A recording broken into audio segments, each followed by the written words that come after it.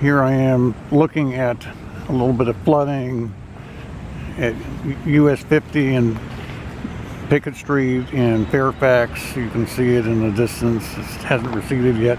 I wanted to talk a little bit about last night. There was a Zoom session meeting from Braver Angels about whether national service or military service could be compelled or should be compelled.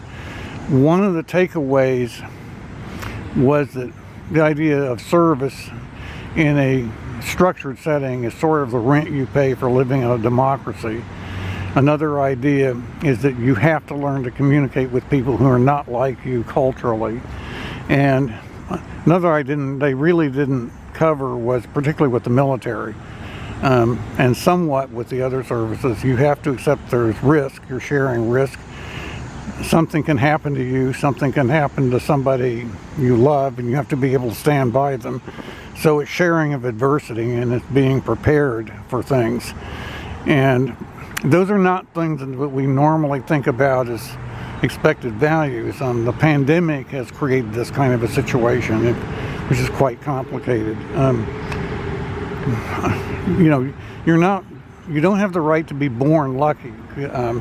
There are negative rights that the government can't do some things to you. There are positive rights, which sort of require some sort of mutual cooperation, like freedom from hunger and freedom from want and so forth, the four freedoms, where there has to be some cooperation of others and some communitarianism from others for that to even work. So that's one of the things.